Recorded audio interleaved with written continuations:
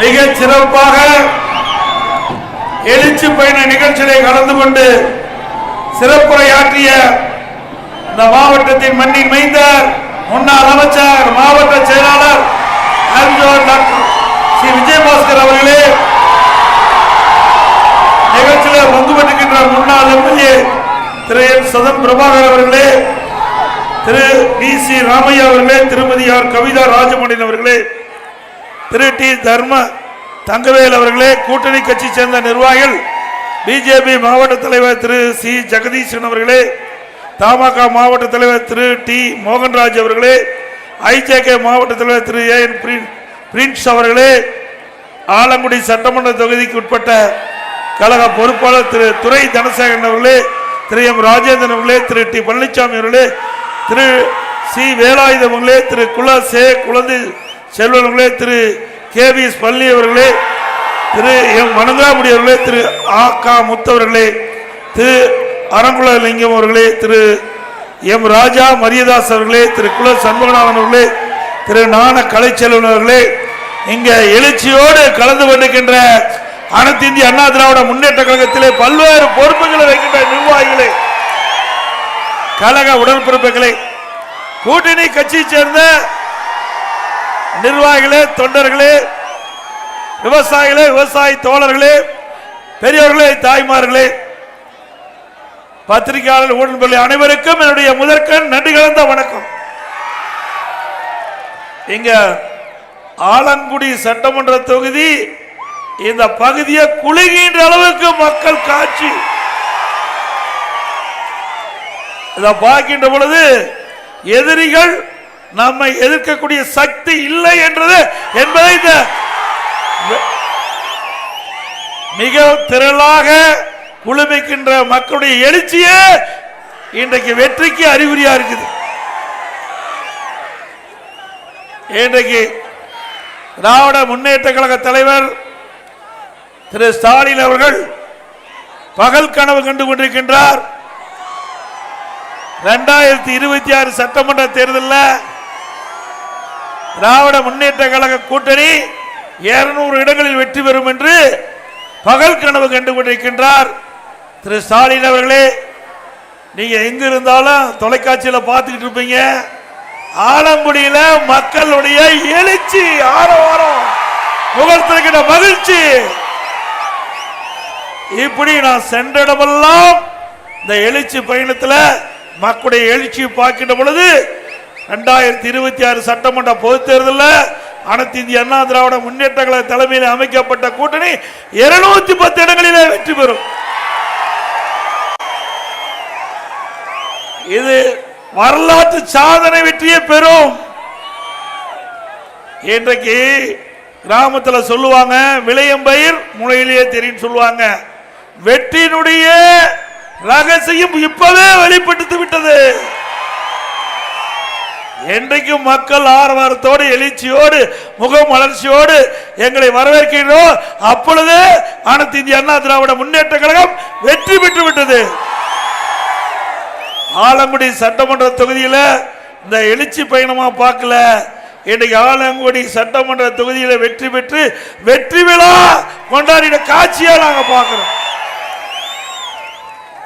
திரு ஸ்டாலின் அவர்களே, 2026 சட்டமன்ற தேர்தலில் அனைத்து இந்திய அண்ணா திராவிட முன்னேற்ற கழக தலைமையில் அமைக்கப்படுகின்ற கூட்டணி வரலாற்று சாதனை வெற்றியை பெறும்.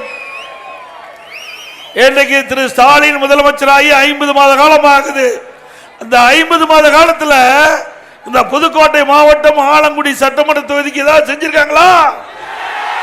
இங்க அமைச்சர் தான் இருக்காரு. ஆக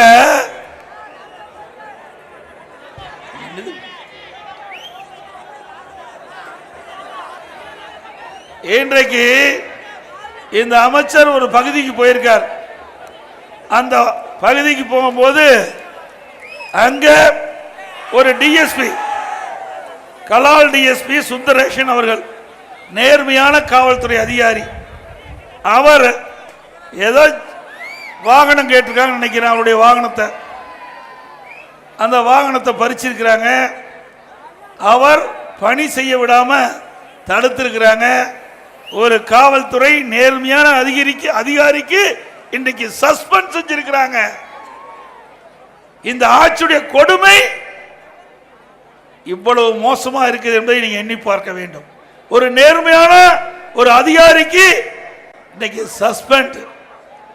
இதுதான் அவளுக்கு பரிசா கொடுத்திருக்கிறாங்க.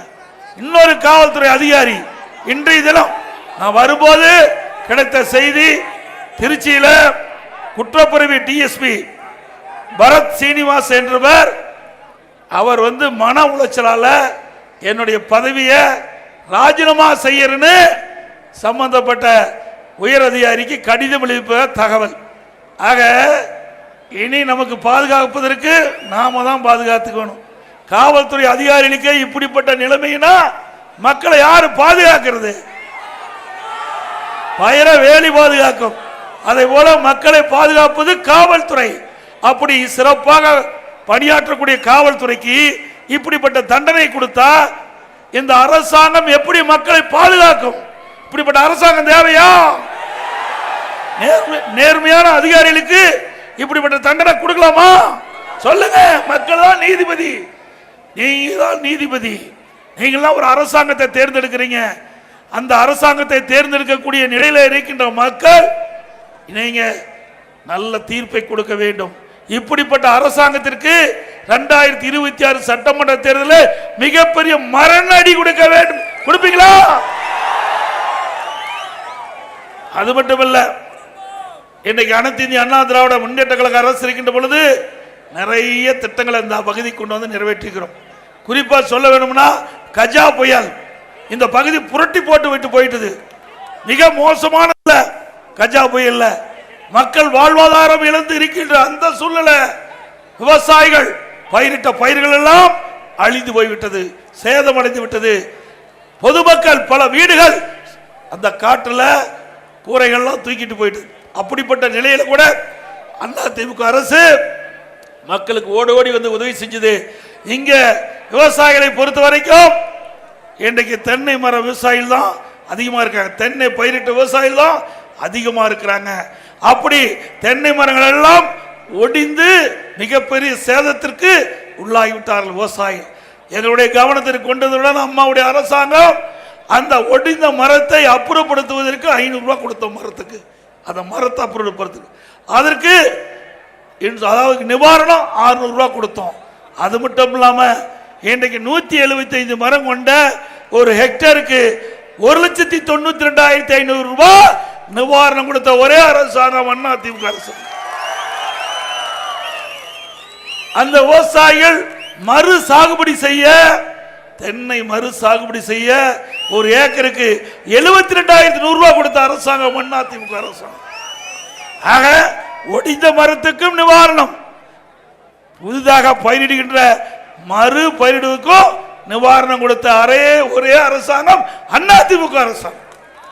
கடு வறட்சி, நான் முதலமைச்சர் அழைக்கின்ற பொழுது கடு வறட்சி, அந்த வறட்சியில விவசாயிகள் பாதிக்கப்பட்டாங்க.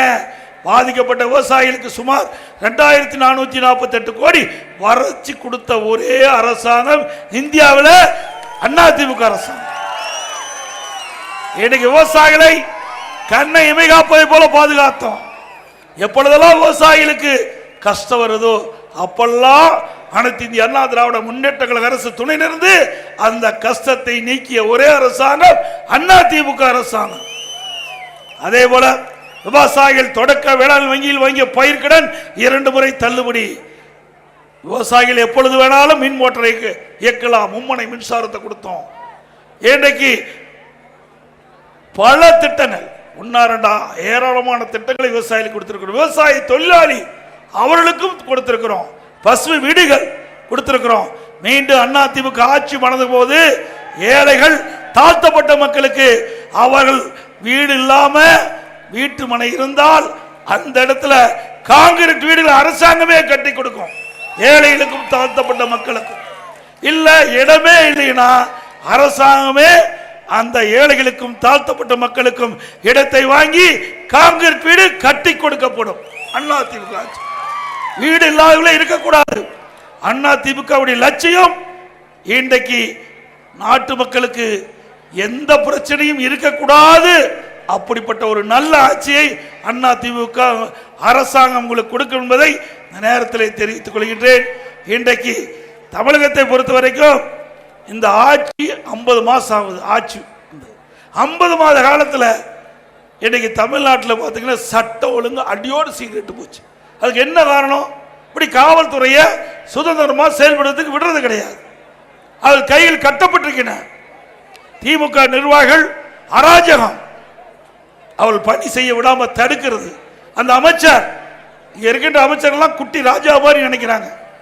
எப்படி நாட்டு மக்களுக்கு பாதுகாப்பு கொடுக்கின்ற காவல்துறைக்கு இப்படிப்பட்ட நிலைமை வருது? அதனாலதான் இன்றைக்கு போதைப் பொருள் விற்பனை அதிகமாக இருக்குது.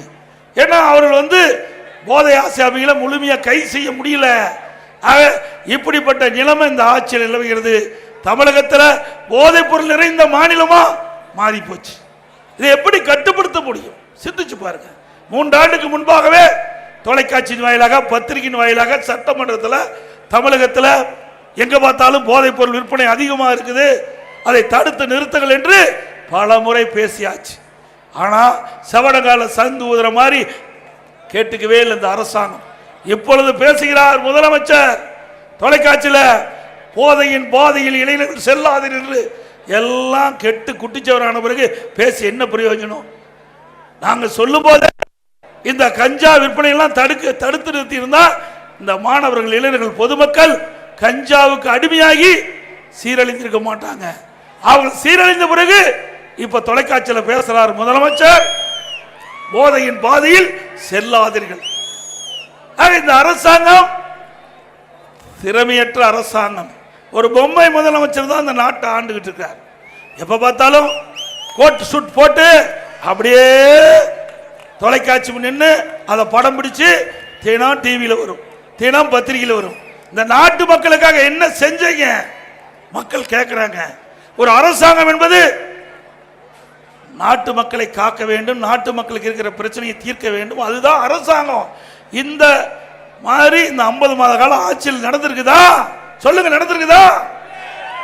இதே அனைத்து இந்திய அண்ணா திராவிட முன்னேற்ற கழகம் 2011 2021 வரைக்கும் மாண்புமிகு அம்மா அவர்கள் முதலமைச்சராக இருந்தாங்க. அதுக்கு பிறகு நான் முதலமைச்சராக உங்களால் தேர்ந்தெடுக்கப்பட்டேன். இப்படி 10 ஆண்டு காலம் சிறப்பான ஆட்சி கொடுத்தோம். இந்தியாவில் இருக்கின்ற பல மாநிலத்தை காட்டிலும் தமிழகத்தில் சிறப்பான ஆட்சி கொடுத்த அரசாங்கம் அதிமுக அரசாங்கம்.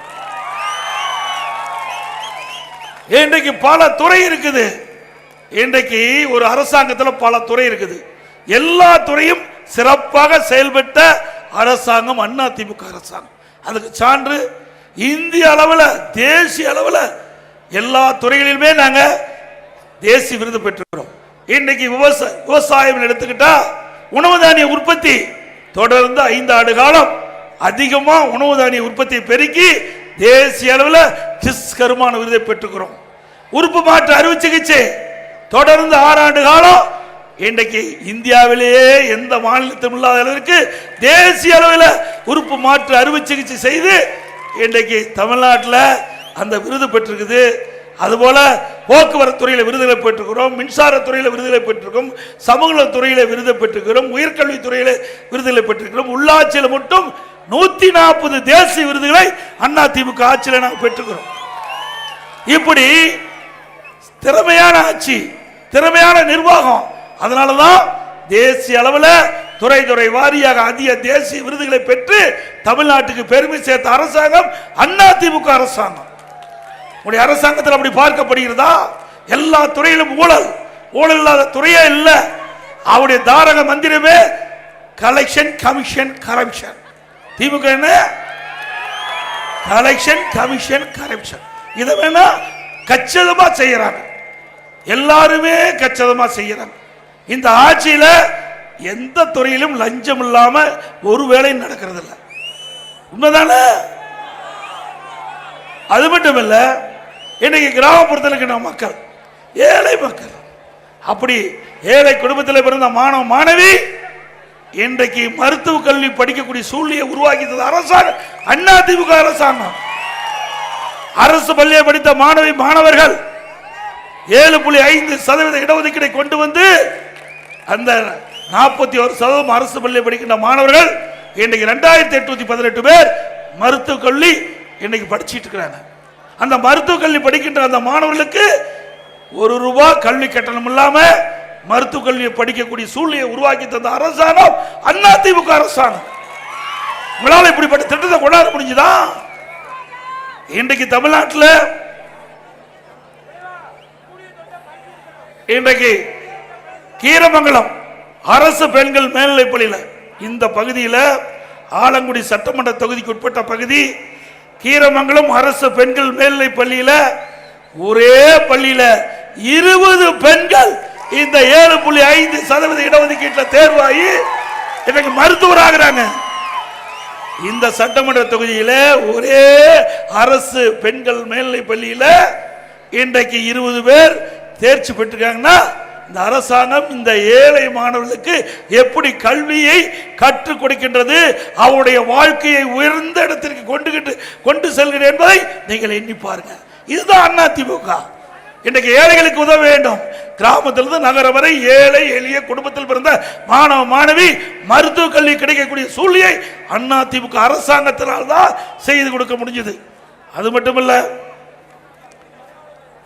இன்றைக்கு திராவிட முன்னேற்ற கழகம் ஆட்சிக்கு வந்த உடனே விலைவாசி விண்ணை முட்டுகின்ற அளவு உயர்ந்து போச்சு. இன்றைக்கு அரிசி விலை உயர்ந்தாச்சு, பருப்பு விலை உயர்ந்தாச்சு, எண்ணெய் விலை, கடல் எண்ணெய் விலை உயர்ந்தாச்சு. இன்றைக்கு எல்லா விலையும் உயர்ந்துட்டது. வருமானம் குறைஞ்சி போச்சு, செலவு அதிகமாகி போச்சு, மக்கள் வாழ்க்கை நடத்துவதற்கு திண்டாடுறாங்க. இதை பற்றியெல்லாம் முதலமைச்சர் கவலை இல்லை. இதை பற்றியெல்லாம் கவலை இல்லை. குடும்பத்தில் யாருக்கு அதிகாரம் கொடுக்கணும் அதுதான் இன்றைய முதலமைச்சர் கவலை. இன்றைக்கு அவருடைய குடும்ப வாரிசு உதயநிதியை எம்எல்ஏ ஆக்கினார். அப்படியே கொஞ்ச நாள் பார்த்தார் அமைச்சர் ஆக்கினார். அதுக்கு பிறகு கொஞ்ச நாள் பார்த்தாரு துணை முதலமைச்சர் ஆக்கியிருக்கார். ஆக இதுக்காக உங்களுக்கு ஆட்சி கொடுத்தாங்க. உங்க குடும்பத்தில் இருக்கின்ற உங்களுடைய வாரிசுகளுக்கு பதவி கொடுப்பதற்காக மக்கள் உங்களை தேர்ந்தெடுத்து ஆட்சியை ஒப்படைச்சாங்க. மக்களை பற்றி கவலை இல்லை, வீட்டு மக்களை பற்றி கவலைப்படுகின்ற ஒரே முதலமைச்சர் இன்றைய முதலமைச்சர் ஸ்டாலின். உண்மைதானே?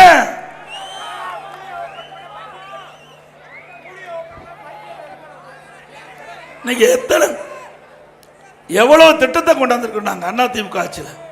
ஒரே ஆண்டுல 11 மருத்துவக் கல்லூரி மருத்துவமனை கொண்டு வந்து சாதனை படிச்சது. 11 அரசு மருத்துவக் கல்லூரி, அதுபோல 67 கலை மற்றும் அறிவியல் கல்லூரி, 21 பாலிடெக்னிக் கல்லூரி, 5 கால்நடை மருத்துவக் கல்லூரி ஆராய்ச்சி நிலையம் கொடுத்துக்கிறோம், 4 வேளாண்மை கல்லூரி, 5 பொறியியல் கல்லூரி.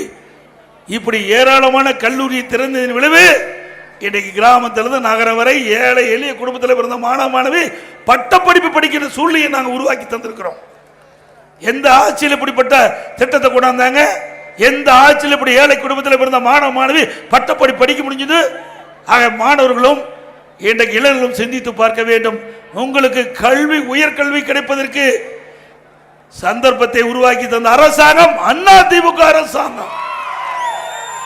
கொரோனா காலம், பள்ளி திறக்கல, இன்றைக்கு கல்லூரி திறக்க முடியல, 1 வருடமா மூடி கிடந்தது. மாணவ சமுதாயம் எங்களிடத்தில் கோரிக்கை வச்சாங்க, மன உளைச்சல் இருக்கிறோம், 1 வருஷம் எங்களுக்கு வீணா போயிடும், எப்படி எங்களுடைய வாழ்க்கையை நடத்த முடியும் என்று கேட்ட உடனே அந்த மாணவர்கள், அந்த கல்லூரி மாணவர்களுக்கு கோரிக்கையை ஆல் பாஸ் போட்டோம். எங்கேயாவது இப்படி ஆல் பாஸ் போட்டது உண்டா? தமிழ்நாட்டில் ஆல் பாஸ் போட்டு நீங்க இளைஞர்கள் மாணவர்கள் எண்ணி பார்க்க வேண்டும். அது மட்டுமல்ல, படித்த இளைஞர்கள் வேலைக்கு செல்ல வேண்டும். அம்மா இருக்கின்ற பொழுது உலக முதலீட்டார் மாநாட்டை நடத்தி 2015 2,42,000 கோடி தொழில் முதலீட்டு ஈர்த்து 98 புரிந்துணர்வு ஒப்பந்தம் போட்டாங்க அம்மா. அப்ப அந்த புரிந்துணர்வு ஒப்பந்தம்லாம் நடைமுறைக்கு வந்துகிட்டு இருக்குது. அதோட அதிமுக ஆட்சி, அம்மா இருக்கு, அம்மாவுக்கு பிறகு அம்மாவுடைய அரசு, நான் முதலமைச்சர் அந்த காலகட்டத்தில் 2019 ஜனவரியில் உலக முதலீட்டார் மாநாட்டை நடத்தினோம். அதில் 3,05,000 கோடி தொழில் முதலீட்டை ஈர்த்து சுமார் 304 புரிந்துணர்வு ஒப்பந்தம் போட்டோம். இதனால படித்த இளைஞர்கள் 10 லட்சம் பேருக்கு வேலை வாய்ப்பு கிடைக்கின்ற சூழ்நிலை உருவாக்கி கொடுத்தோம். அப்படி ஏதாவது செஞ்சிருக்காங்களா? ஒண்ணுமே இல்லை. கேட்டா நாங்களும் தான் உலக முதலீட்டாளர் மாநாட்டை நடத்தணும். சரி நடத்து, என்னென்ன தொழில் வந்து சொன்னா இது வரைக்கும் சொல்லல. இது வரைக்கும் வெள்ளையரி கேட்டம் கொடுக்கவே இல்லை, அத்தனையும் பொய். அது மட்டுமல்ல, இவர்கள் மின் கட்டணத்தை உயர்த்தினால இங்க வர தொழிலாம் அண்டை மாநிலத்துக்கு போயிட்டு இருக்கு. மின்சார கட்டணத்தை உயர்த்திட்டாங்க, அதனால புதிய புதிய தொழில் துவங்குவீங்களா எங்க மின் கட்டணம் குறைவோ அந்த மாநிலத்துக்கு போக ஆரம்பிச்சுட்டாங்க. ஆக நமக்கு வர வேண்டிய வரக்கூடிய தொழில்கள் இவர்களால வீணா போயிட்டு. இப்படிப்பட்ட அரசாங்கம் தேவைங்களா சொல்லுங்க நீங்க. அதோட கட்டுமான பொருள் கேட்க வேண்டியதே இல்லை. அதிமுக ஆட்சியில் ஏழைகள் நடுத்தரவக்கம்லாம் அழகா வீடு கட்டிட்டு இருந்தாங்க. திமுக ஆட்சிக்கு வந்த பிறகு எம்சாண்ட் 3000 ரூபாய்க்கு அதிமுக ஆட்சியில் வித்த எம்சாண்ட் இப்போ 5500 ரூபாய்க்கு விற்குது. ஜல்லி 2000 ரூபாய்க்கு வித்த ஜல்லி 4500 ரூபாய்க்கு விற்குது. செங்கல் 10 ரூபாய்க்கு விற்குது. சிமெண்ட் வெளி மார்க்கெட்டில் 240 ரூபாய்க்கு விற்றது அதிமுக ஆட்சியில் இப்போ 340 ரூபாய்க்கு விற்குது. அதுவும் ஏழை எளியவர்களாம் வீடு கட்டணும்னா அங்க இருக்கிற ஊராட்சி ஒன்றியத்திற்கு போய் அம்மா சிமெண்ட் வாங்கி 190 ரூபாய்க்கு அம்மா சிமெண்ட் வாங்கி கட்டலாம். மரம் கேட்க வேண்டிய அவசியமே இல்லை, உச்சபட்சத்துக்கு போயிட்டுது. இனிமேல் நம்முடைய ஏழை மக்கள் நடுத்தர மக்கள் வீடு கட்ட வேணும்னா அழகா இரவுல தூங்கும் போது வீட்டை நாமளே கடவுளை கட்டிக்கலாம். நிஜத்தில் கட்டவே முடியாது திமுக ஆட்சிக்கு வரைக்கும். அதோட கம்பி டன்னு 40 ரூபாய்க்கு வித்த கம்பி இன்னைக்கு 70,000 ரூபாய்க்கு டன் விற்கிது. எப்படி இந்த ஆட்சியில் இவ்வளவு விலை உயர்ந்தனே தெரியல. அவ்வளவு மோசமான ஆட்சி. எல்லாத்திலையும் கமிஷன் இல்லாததே கிடையாது. அப்படி எல்லாவற்றிலும் கமிஷன் வாங்குற காரணத்தினால்தான் இந்த அளவுக்கு விலை உயர்ந்து மக்கள் பாதிக்கப்பட்டிருக்க என்பதை நேரத்தில் சுட்டிக்காட்ட. அதோட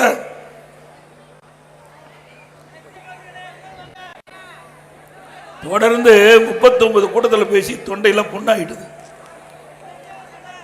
இன்றைக்கு இந்த புதுக்கோட்டை மாவட்டம் ஒரு வறட்சியான பகுதி.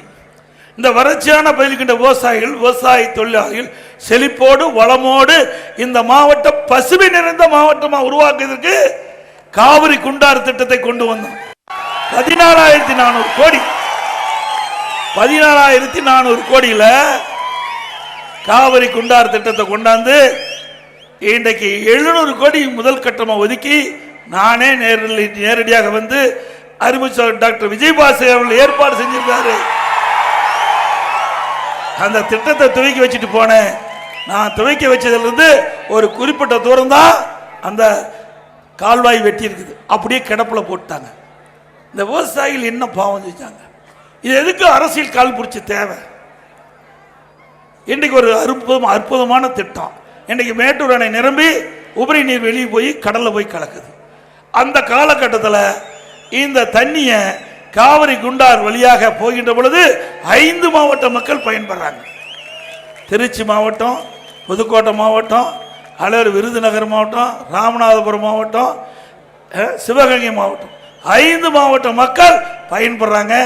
அந்த திட்டத்தையும் முடக்கிய அரசாங்கம் திமுக அரசாங்கம். அந்த திட்டம் நடைமுறைக்கு வந்து அந்த முடிக்கப்பட்டிருந்தா இந்த புதுக்கோட்டை மாவட்டம் மஞ்சள், கரும்பு, வாழை இன்றைக்கு பிரம்மாண்டமா விளைஞ்சிருக்கும்.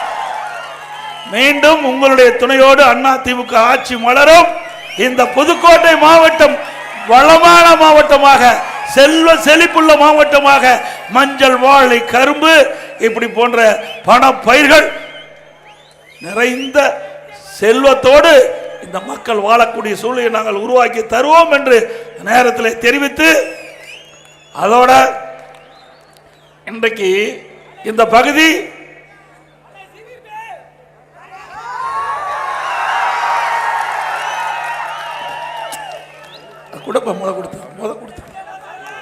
இன்னொன்னு குடிநீர். இந்த பகுதியில் பார்த்தீங்கன்னா வறட்சியான பகுதி. 800 அடி போட்டால் தான் தண்ணி கிடைக்கும். ஆக இந்த மக்களுடைய கோரிக்கை ஏற்று அம்மாவுடைய அரசு இருக்கின்ற பொழுது கூட்டுக்குடி திட்டம் கிட்டத்தட்ட 2306 கிராமங்கள் பாதுகாக்கப்பட்ட குடி வழங்குவதற்காக அந்த அதிமுக அரசு இருக்கின்ற பொழுது நானே நேரடியாக வந்து பொன்மனச்செம்மல் புரட்சி தலைவர் எம்ஜிஆருடைய 100ஆண்டு விழாவில் அந்த திட்டத்தை துவக்கி வச்சிருக்கிறேன்.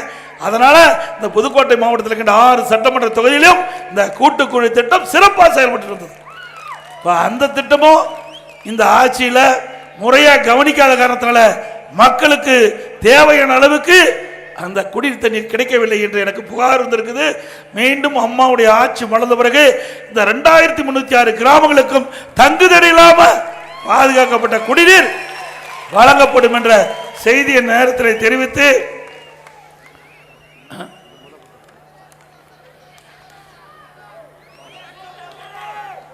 அதோட பாலம் நிறைய இந்த தொகுதியில் பாலங்கள் நிறைய கட்டி கொடுத்துருக்கிறோம். இந்த ஆலங்குடி சட்டமன்ற தொகுதி ஜல்லிக்கட்டு போட்டி இங்கே தான் அதிகமாக இருக்கு. நம்முடைய இளம் வீரர்கள் காலை வளர்க்கக்கூடிய காட்சி தமிழகம் மட்டுமல்ல, இந்தியா மட்டுமல்ல, உலக அளவில் புகழ்பெற்றிருந்தது. ஜல்லிக்கட்டுனா தமிழ்நாடு, தமிழ்நாடுனா ஜல்லிக்கட்டு. அப்படி ஜல்லிக்கட்டு வீரர்கள் நிறைந்த பகுதி. அந்த ஜல்லிக்கட்டும் அதிமுக ஆட்சியில் வருகின்ற பொழுது அதற்கு சிறப்பு சேர்க்கின்ற விதமாக பல்வேறு சலுகைகள் உங்களுக்கு வழங்கப்படும். அதே போல தைப்பொங்கலுக்கு அதிமுக ஆட்சி இருக்கின்ற பொழுது ஒவ்வொரு ஆண்டும் பொங்கல் தொகுப்பு கொடுப்போம். அதிமுக ஆட்சியில் இருக்கும்போது எல்லா குடும்பத்தையும் 2500 ரூபாய் அதிமுக ஆட்சியில் தான் பொங்கல் தொகுப்புல நாங்கள் கொடுத்தோம். அதே போல அதிமுக ஆட்சி மலர்ந்தவுடன் நம்முடைய சகோதரிகளுக்கும் தாய்மார்களுக்கும் அற்புதமான தீபாவளி என்று அற்புதமான சேவை வழங்கப்படும். அதே போல இப்போ ஸ்டாலின், உங்களுடன் ஸ்டாலின் ஒரு விளம்பரத்தால் அடிச்சு வீடு வீடா அதிகாரி வர இருக்கிறாங்க. உங்களுடன் ஸ்டாலின் இதுவரைக்கும் யாரோட இருந்தாரோ தெரியல. இப்பதான் மக்கள் பற்றி கவலைப்பட்டிருக்காரு நம்முடைய முதலமைச்சர். இதுவரைக்கும் கும்பகரணம் போல தூங்கிட்டு அடுத்த ஆண்டு தேர்தல் இருக்குது, 8 மாசத்துல தேர்தல் வர இருக்குது. இப்போ யாரோ ஒரு ஐடியா கொடுத்துருக்குறாங்க. அந்த ஐடியாவில் இப்படி ஒரு விளம்பரத்தாள் அடித்து 46 பிரச்சனை தமிழ்நாட்டு மக்களுக்கு இருக்குது. அந்த பிரச்சனையெல்லாம் சம்பந்தப்பட்ட அதிகாரிகள் வீடு வீடாக வந்து ஆய்வு செய்து நீங்கள் கொடுங்க, நீங்கள் சொல்லிக்கிட்ட பிரச்சனையை சம்பந்தப்பட்ட துறைக்கு சொல்லி அதை தீர்த்து வைப்பதான் இப்போ அவர் தொடங்கி வச்சிருக்காரு. அப்படின்னா 46 பிரச்சனை மக்களுக்கு இருப்பது இந்த அரசாங்கத்துக்கு தெரியுது, இந்த முதலமைச்சருக்கு தெரியுது. 4 ஆண்டு காலம் என்ன பண்ணிக்கிட்டு இருந்தார் அவர் தானே முதலமைச்சர். இந்த திமுக அரசாங்கம் தானே இருந்தது. அப்ப மக்களுடைய பிரச்சனை இருக்குதுன்னு தெரியுமில்ல. ஏன்னா அடுத்த ஆண்டு தேர்தல் வர இருக்குது. அதற்காக மக்களை ஏமாற்றி வாக்களை பெறுவதற்கு இப்படிப்பட்ட ஒரு தந்திரமா ஒரு முடிவை, ஒரு நாடகத்தை அரங்கேற்றி மக்களை ஏமாற்றி வாக்கள் பெறுவதற்காக இன்றைக்கு இந்த திட்டத்தை துவங்கியிருக்கிறார். மக்கள் உஷாரா இருக்கணும். இது சாதாரண விஷயம் அல்ல. மக்களை ஏமாற்றுவதிலே வல்லவர்கள் திராவிட முன்னேற்ற கழகத்தை சேர்ந்தவர்கள். அவர்களுக்கு கொடுக்கப்பட்ட 525 அறிவிப்பு எதை நிறைவேற்றினாங்க? 100 நாள் விலை திட்டத்தை 150 நாளா உயர்த்தினாங்களாமா? 150 நாளா உயர்த்தினாங்களா? இது பொய் தானே, பொய் வாக்குறுதி தானே. ஆக 2026 சட்டமன்ற தேர்தலில் அனைத்து இந்திய அண்ணா திராவிட முன்னேற்ற கழகம் வெற்றி பெறுவதற்கு நம்முடைய கழக வேட்பாளருக்கு இரட்டை லட்சத்திலே வாக்களித்து வெற்றி பெற செய்யுங்கள்.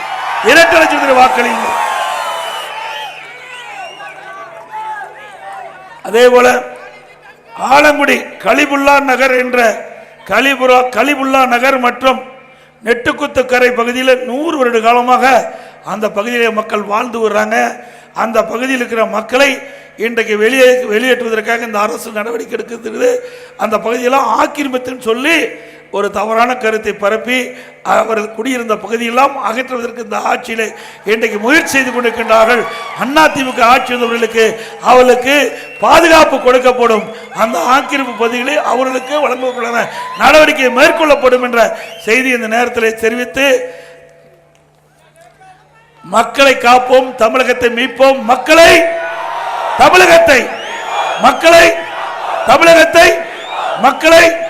தமிழகத்தை திரு ஸ்டாலின் திமுக அரசு மாடல் ஃபெயிலியர் மாடல் அரசாகி போச்சு. Bye bye Stalin. நன்றி, வணக்கம்.